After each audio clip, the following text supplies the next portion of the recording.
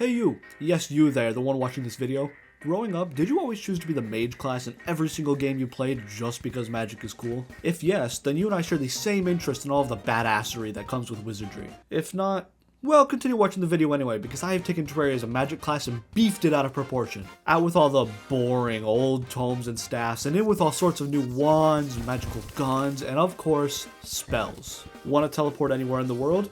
Sure. Want to make a piggy bank spawn out of thin air? Of course. Want to shoot deadly diseases that have no hope for a cure whatsoever? Yes, you do. Come and watch me become Terraria's greatest sorcerer. The first thing I did was open up this wizard's pouch that I had, and it gave me a nice assortment of sorcerer goodies, including a wand of sparking and some pocket fireballs. I ended up spawning right next to this really nice cave entrance, so after assessing all of my goodies, I just went mining. While I was gathering up all the ores I would ever need, I found an advanced spell tomb that said it was consumable, but I couldn't use it yet, likely because I'm not a level 4 spellcaster. There were also these gem slimes that would drop 2 of every gem in the game, which means I could make magic storage super duper early, which is just it's super nice. It's just super nice. Once I was done mining, I began the construction of my glorious home. I wanted to make something that was nice and homey and would take no time to recreate for future NPCs, so I went with this Minecraft looking ass design.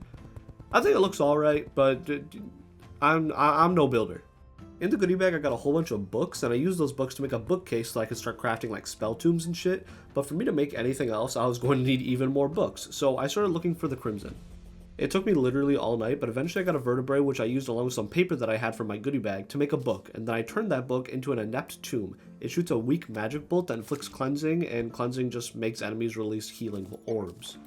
After I made my first magic weapon, I started the elevator. I was mainly looking for life hearts, but I couldn't find any. I took a little break to upgrade my wand of sparking to the wand of sparkle, and then got right back to the elevator, but I still couldn't find any life crystals, so I made my way over to the jungle to try my luck there, and things worked out much better. Eventually I died, and when I got home, I made myself some magic storage before the death of a boss, before the death of the Eye of Cthulhu. Isn't that kind of crazy? Once everything was all set up, I made myself a Staff of Sparking, an overgrown pendant, and full living armor. The Staff of Sparking casts more of a wave of sparks. The overgrown pendant poisons enemies and causes them to explode into vile thorns when killed, and the new armor set bonus grants me a living orb that deals quite a bit of damage. There was some other weaponry I could make, but I would need more books to do so I traveled all the way to the dungeon to steal some and turn them into a leaf tomb. It rapidly shoots leaves, and this weapon was absolutely amazing. The weapon was so amazing that, despite only having 9 hearts, I took on and defeated the Eye of Cthulhu. The Eye dropped a bunch of enchanted shards that I used to make many sorcery related things, but for most of them I would need to defeat the Brain of Cthulhu, so I made myself an enchanted tomb and the Blood Drippler for now. And let me tell you, the enchanted tomb was cool and all, but the Blood Drippler was godlike. It could handle single monsters and groups of them. It was wonderful. Afterwards, I finally decided to get some NPC housing done. I made a few houses with a setup that would allow for 3 people to live in each house, and it was honestly genius. I was such a genius for making this. Once the houses were complete, I headed over to the Crimson to give the Brain of Cthulhu a piece of my mind. And this was probably the most loaded Crimson biome I have ever seen. I mean, just look at how many orbs there are. Anyways, I schooled the hell out of the Brain on my first try. From it, I got a weapon called the Tumor. It shoots a homing tumor that latches onto enemies, and this weapon works wonderfully. Now that I had tissue samples, I was able to make so many things. So I started off by making 4 new weapons: the Weeper, the Sorcerer's Tomb, the Hailstorm, and the Gore Drinker. Almost as soon as I made them, a Goblin army attacked and gave me the perfect opportunity to try all of them out.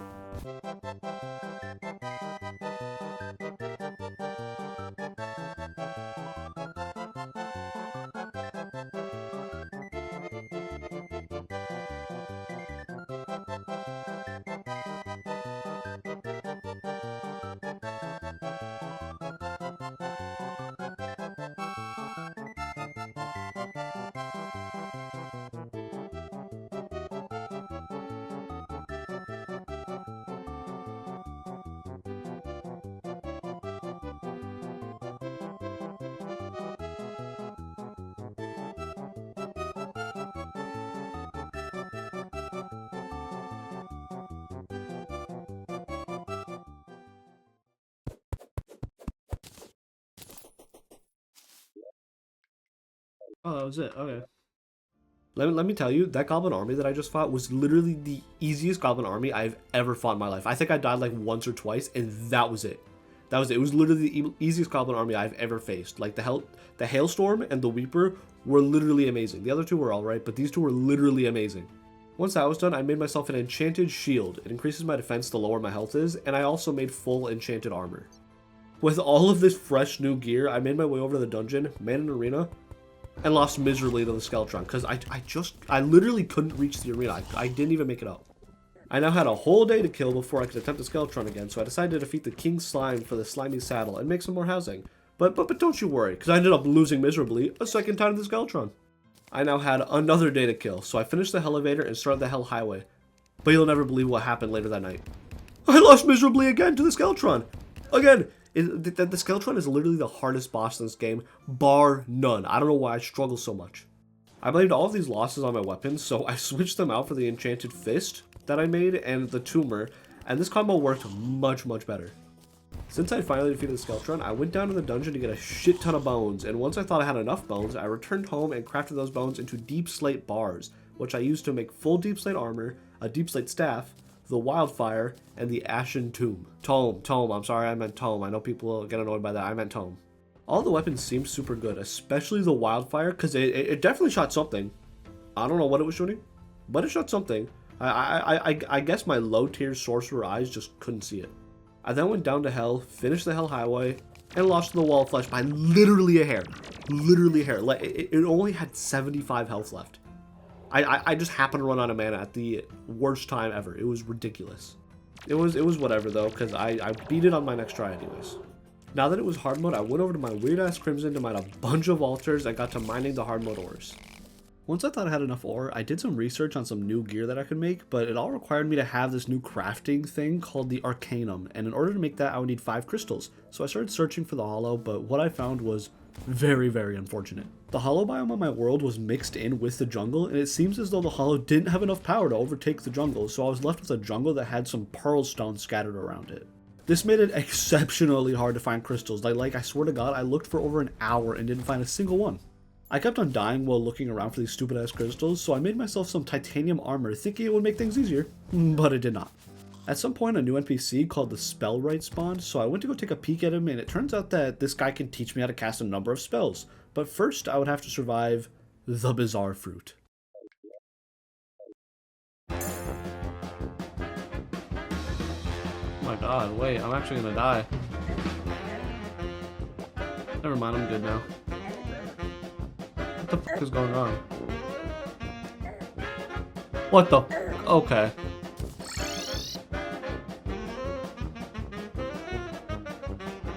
Three minutes of this, dude? Oh my god. Ow. 30 seconds up, 30 seconds.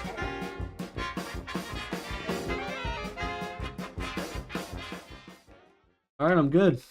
Hours and hours of pain and suffering later, I was finally able to cast some beginner spells such as the Spark Caster and Return.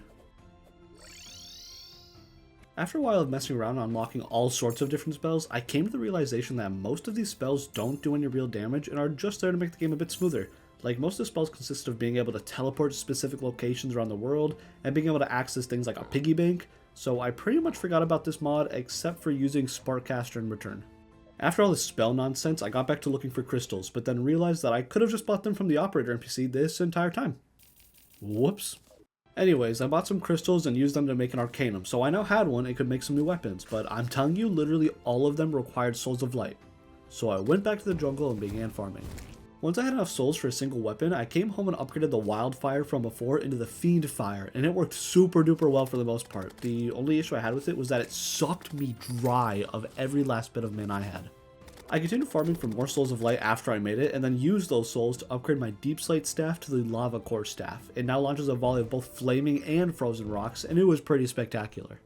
Before attempting any mechanical bosses, I wanted to make one more weapon, the Supernova, because this weapon supposedly shot rapid homing star discs, so I went back to the jungle to farm one last time. Once I had enough souls, I returned home and made the Supernova, and this weapon didn't seem to work too well because I lost the twins with it, but I absolutely destroyed the destroyer with it. Like this worm, this worm and its probes stood no chance whatsoever.